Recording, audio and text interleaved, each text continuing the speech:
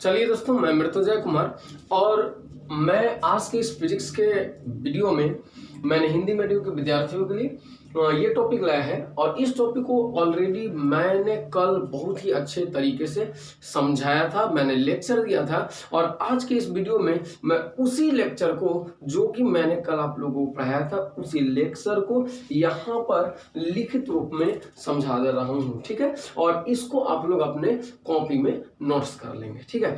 तो चलिए आइए, हम लोग कल पढ़े थे, सबसे पहला टॉपिक था मेरा जो एक्सरसाइज ना 4 का, ठीक है ना, संधारित्र और संधारित्र तथा स्थिर विद्युत जनित्र का पहला टॉपिक था कि विद्युत धारिता की समझ, ठीक है। ऐसे आप लोग नोट करेंगे, फेर बनाएंगे।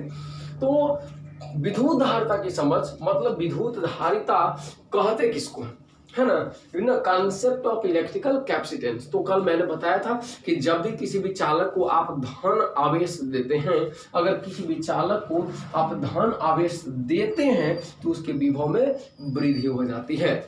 और विभव में यह वृद्धि उस चालक को दिए गए आवेश के समानुपाती होता है, ठीक है।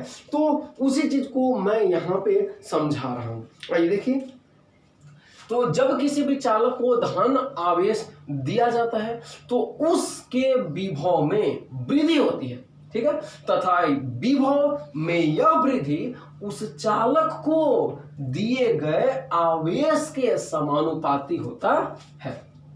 अर्थात ये अगर क्यू आवेश, हम बता रहे हैं कि प्लस क्यू आवेश जब किसी चालक को आप दीजिएगा तो उसके विभव में वृद्धि होती है, और विभव में जो वृद्धि है न वह उस चालक को दिए गए आवेश के समानुपाती होता है। मतलब कि अगर ज्यादा आवेश देंगे तो विभव भी उसका ज्यादा बढ़ जाएगा, अगर कम आवेश देंगे तो विभव उसका कम बढ़ेगा।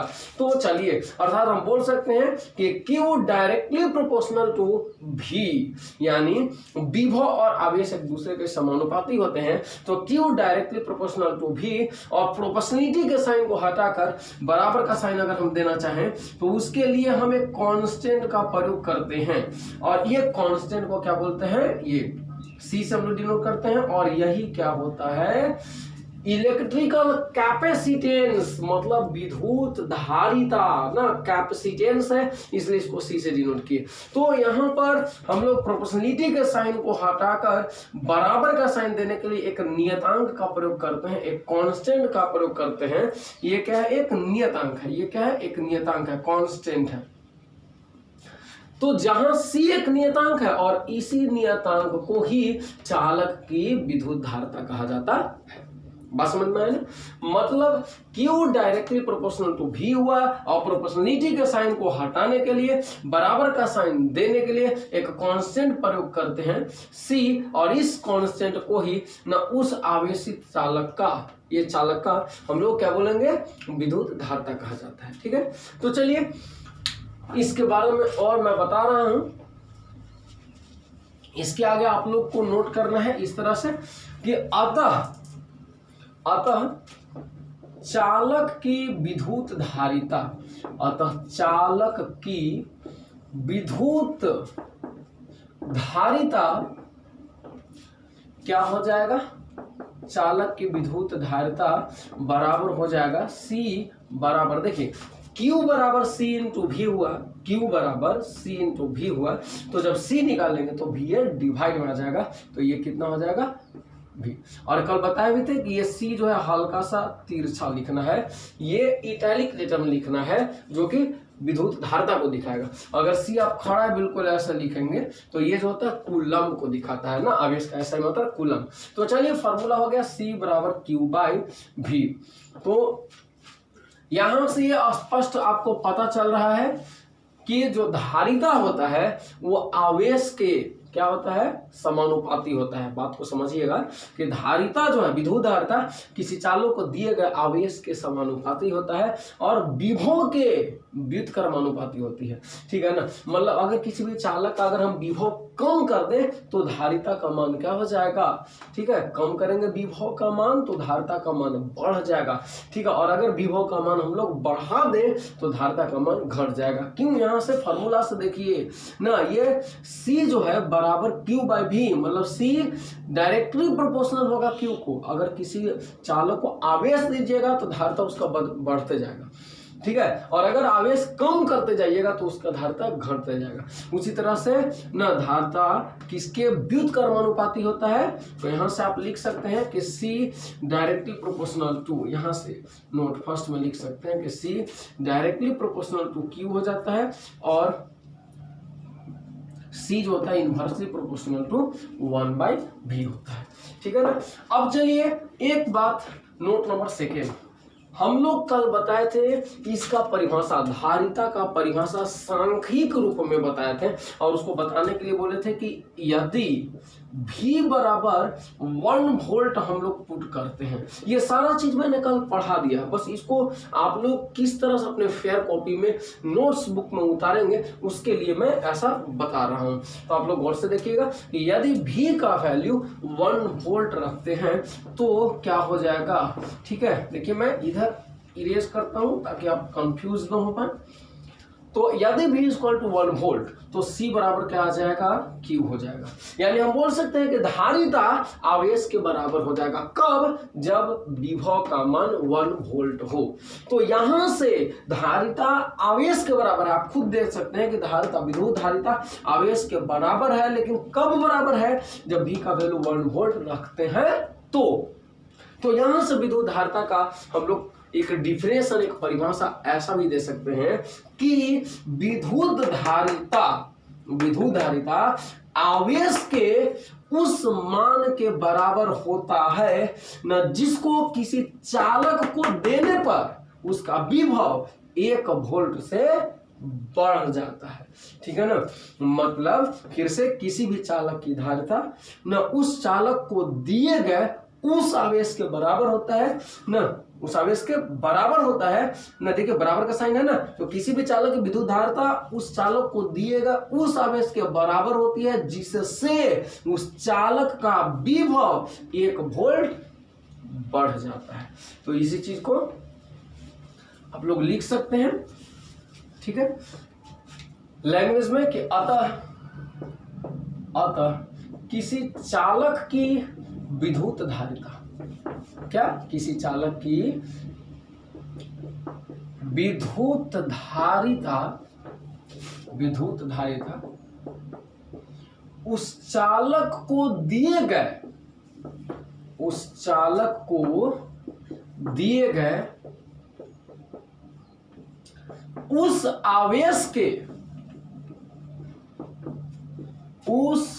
आवेश के बराबर होता है, उस आवेश के बराबर होता है जिसे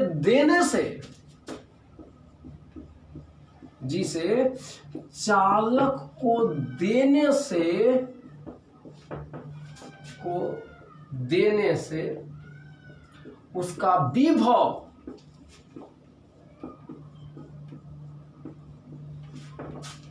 1 वोल्ट से बढ़ जाता है, ठीक है, इसको इरेज करो, 1 वोल्ट से बढ़ जाता है। हम लोग कल हम बताए भी थे कि प्लस आवेश अगर किसी चालक को दीजिएगा तो उसका विभव जो है बढ़ जाता है, ठीक है ना। तो हम बताएं कि अगर किसी भी चालक की विद्युत धारिता उसको दिएगा उस धन आवेश के बराबर है जिसे देने से उस चालक की विभव 1 वोल्ट से बढ़ जाती है, ठीक है। तो यहां पर हमने विद्युत धारिता का डिफिनेशन भी नोट नंबर 2 में पढ़ लिया, ठीक है। अब चलिए इसको मैं इरेज करता हूं और विद्युत धारिता के बारे में बता रहा हूं आप लोगों को।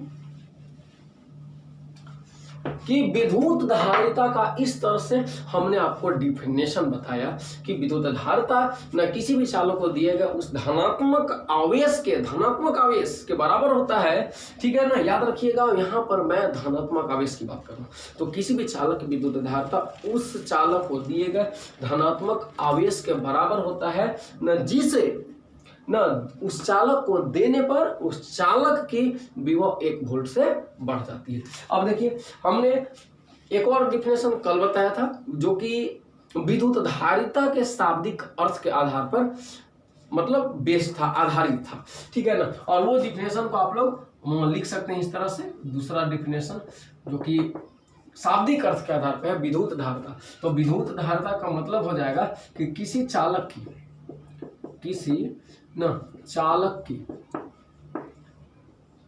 विद्युत धारिता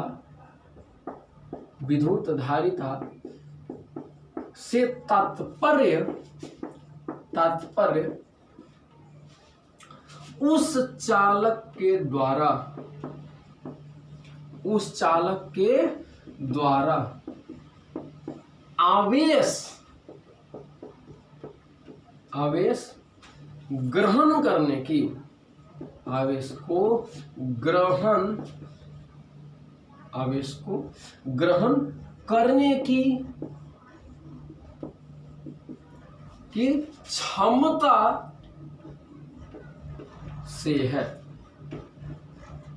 ये भी मैंने कल बताया था कि किसी भी चालक की विद्युत धारिता से तात्पर्य उस चालक के द्वारा आवेश को ग्रहण करने की क्षमता से, मतलब किसी भी चालक का, ये चालक मान लीजिए, तो इस चालक की विद्युत धारिता का मतलब ना ये है, तात्पर्य ये है कि इस चालक के द्वारा अधिक से अधिक कितना आवेश को ग्रहण किया जा सकता है। मतलब इस चालक द्वारा आवेश को ग्रहण करने की क्षमता क्या है, वो अधिकतम क्षमता ही विद्युत धारिता कही जाती है। ठीक है ना, तो चलिए ये अब हम लोग क्या करेंगे, ये नोट नंबर 3 में आप लोग कर दीजिएगा। ठीक है ना, कौन सा नोट नंबर 3 में।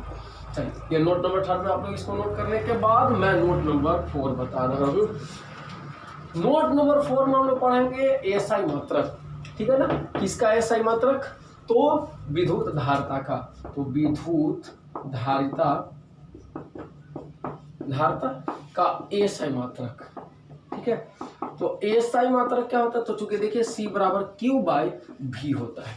ठीक है, तो चार्ज का यूनिट क्या होता है, कूलम्ब, और इसका होता है वोल्ट। तो इसलिए ना यहाँ पर क्या हो जाएगा, इसको थोड़ा सा तिरछा लिखना है और इसको ना सीधा बिल्कुल।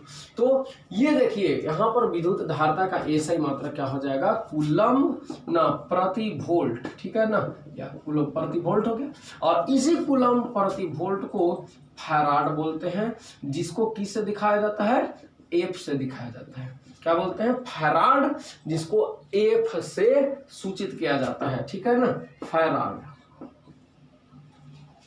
बात समझ में है। तो विद्युत धारिता का एसआई मात्रक क्या हुआ, कूलम्ब प्रति वोल्ट, ना जिसे फैराड कहा जाता है माइकल फैराड के नाम पे। तो चलिए फैराड जो है, अब हम लोग जानेंगे कि ना विद्युत धारिता का एसआई मात्रक फैराड है, तो 1 फैराड, 2 फैराड, 3 फैराड, ऐसे क्या हो जाएगा, विद्युत धारिता का माप हो जाएगा। तो अब हम ये जानेंगे कि आखिर 1 फैराड जो धारिता होती है उसका मतलब क्या होता है। मतलब 1 फैराड, अगर किसी भी चालक की धारिता 1 फैराड है तो इसका मतलब हम क्या समझेंगे सर, ये हमें थोड़ा सा बताइए। हालांकि इस चीज को मैं कल भी बताया हूं, तो आइए आज नोट करने को उद्देश्य से आपको बता रहा हूं। तो नोट नंबर 5 में आप लोग इसको देखेंगे। ठीक है, डिफिनेशन ऑफ 1 फैराड। 1 फैराड धारिता का परिभाषा मैं आप लोग को बताने जा रहा हूं। तो देखिए 1 फैराड धारिता क्या होता है। तो एक बात बताइए कि चूंकि C बराबर Q/V होता है ना, ठीक है, तो 1 फैराड धारिता कब आएगा, जब 1 फैराड धारिता का मतलब है कि आवेश भी कितना होना चाहिए, 1 कूलम्ब होना चाहिए, और विभव भी कितना होना चाहिए, 1 वोल्ट होना चाहिए, तब 1/1 1 आ जाएगा। तो यहां से हम बोल सकते हैं 1 फैराड धारिता का परिभाषा, 1 फैराड धारिता का डिफिनेशन कि यदि किसी भी चालक को न प्लस Q आवेश देने से उसका विभव 1 वोल्ट, यदि किसी चालक को 1 कूलम्ब आवेश देने से उसका विभव 1 वोल्ट बढ़ जाता है तो उस चालक की धारिता 1 फैराड कही जाती है। फिर से ना, जो फॉर्मूला है C/Q/V, तो धारिता 1 फैराड तभी होगा जब आवेश के जगह 1 कूलम रख देंगे और वोल्ट के जगह 1 वोल्ट, ठीक है ना। तो यहां से हम बताएंगे कि यदि किसी भी चालक को 1 कूलम आवेश देने से यदि उस चालक का विभव 1 वोल्ट से बढ़ जाता है तो इस चालक की विद्युत धारिता 1 फैराड कही जाती है। तो इसका डिफिनेशन कैसे देंगे 1 फैराड धारिता का, यदि किसी चालक को 1 कूलम आवेश देने से उसकी धारिता, उसकी विभव बोलिएगा यहाँ, है ना, यदि 1 कूलम आवेश देने से उसका विभव 1 वोल्ट से बढ़ जाता है, क्या उसका विभव कितना वोल्ट से बढ़ जाता है, 1 वोल्ट से बढ़ जाता है, ठीक है, 1 वोल्ट से बढ़ जाता है, तो उस चालक की धारिता 1 फैराड कही जाती है। तो उस चालक की, मैं ऊपर लिख देता हूं, ठीक है ना, तो उस चालक की धारिता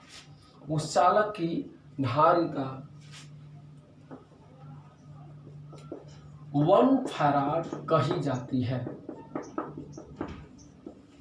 ठीक है, 1 फैराड कही जाती है। तो ये हो जाएगा नोट नंबर मेरा 5 में आप लोग को लिख लेना है कि अगर किसी भी चालक को 1 कूलम आवेश देने से उसका विभव अगर 1 वोल्ट से बढ़ जाता है तो उस चालक की धारिता 1 फैराड कही जाती है। बात समझ में आ रहा है ना। तो चलिए नोट नंबर 6 लिखेंगे। नोट नंबर 6 है ना कि देखिए, नोट नंबर 6 आप ऐसे लिखेंगे कि देखिए, एक बात बताइए कि ये जो फैराड जो है धारिता, मतलब विद्युत धारिता की जो SI मात्रा का फैराड, वो विद्युत धारिता की बहुत ही बड़ी मात्रक होती है। मतलब 1 फैराड जो है वो विद्युत धारिता की बहुत बड़ी मात्रक होती है ना।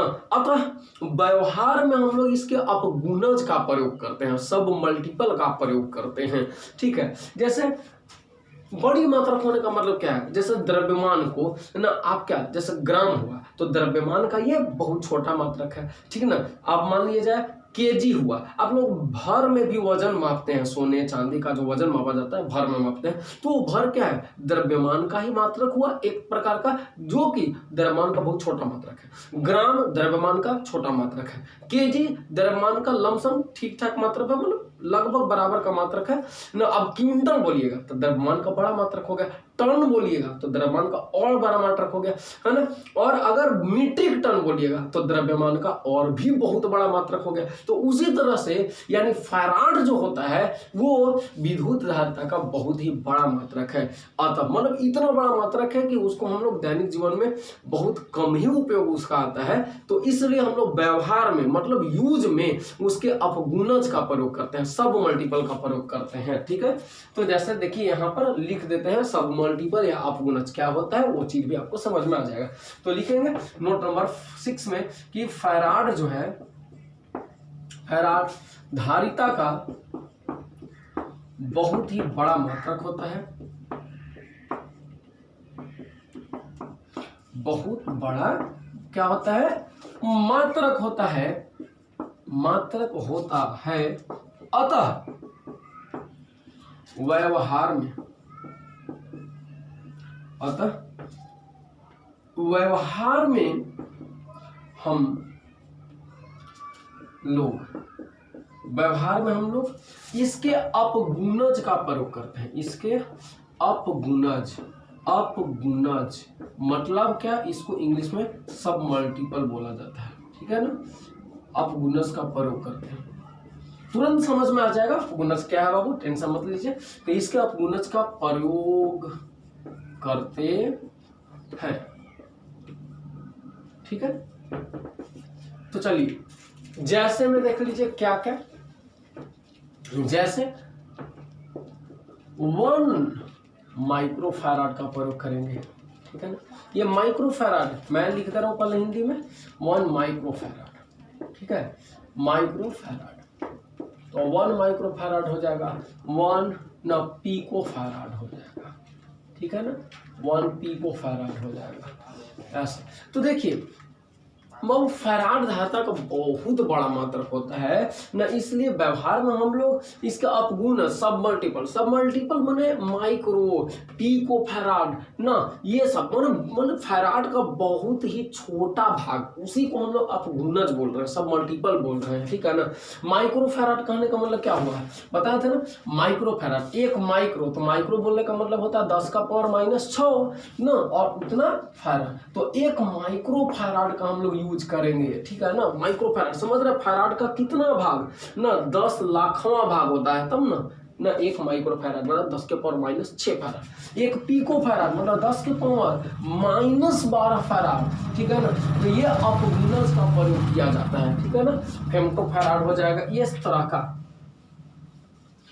तो हम लोग न विद्युत धारिता को पढ़ाई मतलब करने के लिए, विद्युत धारिता को व्यवहार में मापने के लिए हम लोग न फैराड का प्रयोग न करके उसके बहुत ही छोटे मात्रा अपगुणज सब मल्टीपल न का प्रयोग करते हैं, जैसे micro farad, milli farad, pico farad, femto farad, ठीक है ना, एटो फैराड, ये सब ऐसे हम लोग यूज करते हैं। बात समझ में आए? तो चलिए इसको नोट कर लीजिए बाबू।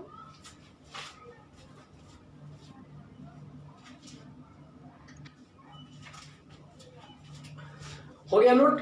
तो चलिए अब हम लोग मिलेंगे अगले वीडियो में, और उस वीडियो में हम लोग ये पढ़ेंगे कि विद्युत धारिता, किसी भी चालक की जो विद्युत धारिता है वो किन किन बातों पर निर्भर करता है। जी हाँ दोस्तों, चालक की विद्युत धारिता भी न बहुत सारी बातों पर निर्भर करता है। जैसे चालक की न आकार पर निर्भर करेगा, चालक अगर इस आकार का है, चालक अगर ऐसा है, ठीक है ना, चालक आकार गोलाकार है, तो आकार पर, चालक के आकार पर उस चालक की विद्युत धारिता निर्भर करती है, ठीक है। दूसरा बात कि चालक की विद्युत धारिता जो है चालक के क्षेत्रफल पर निर्भर करता है। क्षेत्रफल कितना है, ज्यादा क्षेत्रफल होगा विद्युत धारिता क्या हो जाएगा, ठीक है ना, मतलब कम क्षेत्रफल होगा विद्युत धारिता क्या होगा। तो चालक के क्षेत्रफल पर भी विद्युत धारिता निर्भर करती है। उसके अलावा इस बात पर भी विद्युत धारिता निर्भर करता है कि इस चालक को, जैसे ये चालक है ना, तो इसकी विद्युत धारिता इस बात पर निर्भर करती है कि इस चालक को किस माध्यम में रखा गया है ना, पानी में रखा गया है कि हवा में रखा गया है कि केरोसिन तेल में रखा गया है, मतलब किस माध्यम में रखा गया, उस माध्यम के गुण पर, उस माध्यम पर ना इस चालक की विद्युत धारिता निर्भर करती है। इसके अलावा भाइयों, इसके अलावा इस चालक की विद्युत धारिता, इस चालक की विद्युत धारिता या किसी भी चालक की विद्युत धारिता इसके समीप रखे गए, इसके समीप रखे किसी दूसरे चालक के कारण भी प्रभावित होती है। मतलब कि किसी भी चालक की धारिता न उसके नजदीक में, बहुत नजदीक, इधर इधर इधर इधर है ना, बहुत नजदीक में रखे गए किसी अन्य चालक के कारण भी प्रभावित होती है। मतलब अन्य चालक के कारण भी न धारिता का मान घट सकता है, बढ़ सकता है। तो इन सभी बातों की जानकारी हम लोग न अगले क्लास में लेंगे। फिलहाल के लिए इसको आप नोट करें और मिलते हैं अगले वीडियो में। तब तक के लिए धन्यवाद।